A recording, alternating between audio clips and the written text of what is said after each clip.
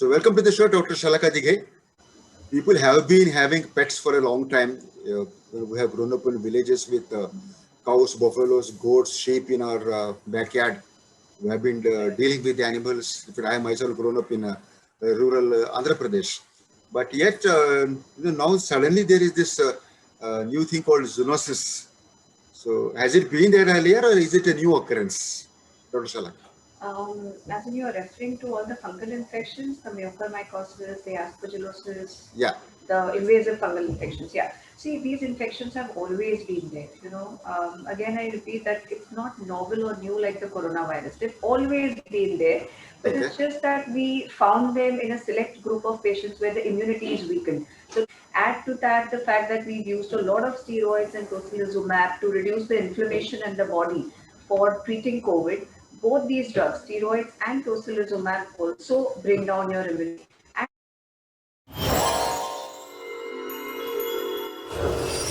But is there any way to avoid this so-called cocktail?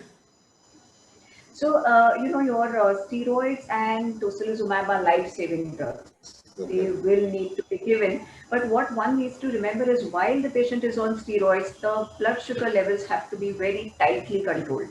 So try and maintain your blood sugar levels between 110 and 180. Um, and what we always suggest is even after you've been discharged post-COVID, even when the patient is at home, continue monitoring your sugars for at least clinicians. What is important is judicious use of steroids and broad spectrum antibiotics. Use them, where necessary. This the word judicious is very highly subjective. Yeah, it is. It varies It from is. It doctor to is. doctor. Yes. This prolonged stay in a hospital.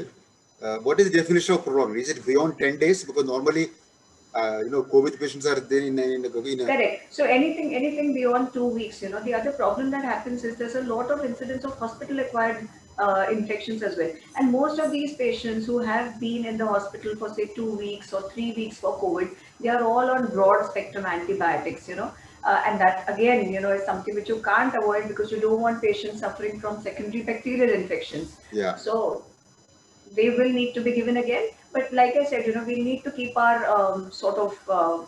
you know, uh, antenna up. clinical suspicion antenna up, to pick them up early because that's the least you can do. Because as you know, once these infections have reached the brain, the mortality rates reach 80%. So what it means is no matter how much you try, you give antifungals, you do surgeries, you are still going to lose the patient 80% of the times. Is this something that we couldn't have forecast earlier? I mean, we could have visualized because the corona has been there for the past 1 year, plus now, Yeah, and yeah, yeah. treatments have been going on. People have been in and out of the hospital. People had second attack. Correct. People had the attack even after having a first dose. Of course, there are Vaccine. cases Yeah, who had the vaccine. yeah, Even both the dose of yeah, vaccine, people also had it. So, is yeah, this uh, black fungus or whatever it's called? Is yeah. it not something that could have forecast earlier? It's, if you ask me, everything about the COVID infection so far has been so unprecedented. It's like everything, something or the new, something new or the other is just coming up. So difficult to have foreseen this really because, like I said, these infections are otherwise very, very rare. You see them in typical, patients where you will have your guards up and you will anticipate these things in those set of patients.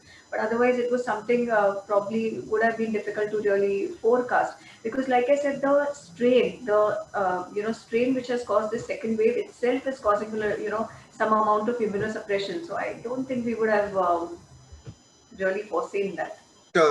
Generally looking at all this scary scenario, life seems to be uncertain. Life has been uncertain anyway, but life seems to be much more uncertain these days. Yes. So, do we need to be scared? Is there any ray of hope? Can you bring some kind of a smile through your chat among our viewers? Okay. No, so like I said, best thing is going to be if you can, again that whole social distancing and hand hygiene and all those things matter a lot. So you can see COVID infections. We are seeing even patients with mild infections landing up with lung fibrosis and lots of severe lung damage issues, which probably will be lifelong. So the best thing that you can do is probably not contract the infection at all. So Yeah. one, yes, get vaccinated as soon as possible, because that's currently our only guard against the coronavirus. How will I be fit? I'm not allowed to go out for my jogging, for my morning walks, nor can I go for my evening walk. I'm not allowed to go out. Yeah. Yeah, no, so evening walks and all that you can still, like, of course, when it's not crowded, you don't want basically to come in close contact with people. So how much ever that's manageable, of course, you should continue with your exercising and, maybe yoga practices and a good diet. Yeah.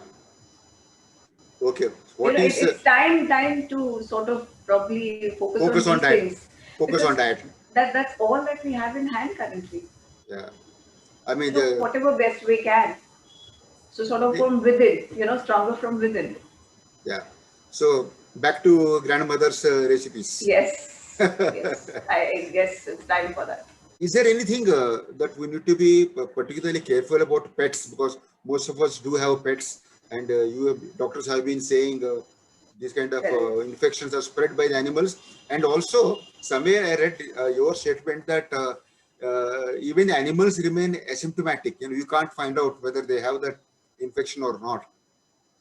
So again, like I said, see, the problem here is not exposure to these organisms, because they've always been around. You're Okay, inhaling them all the time. The all right, all right. point is, if your immunity is weakened, you can't fight them back. So Okay, it's okay. I mean, that exposure is always going to be there.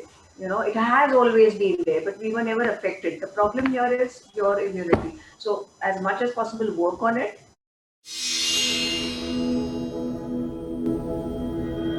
thanks a lot, doctor. Thank you very much for your time. Thanks a lot. Namaskar.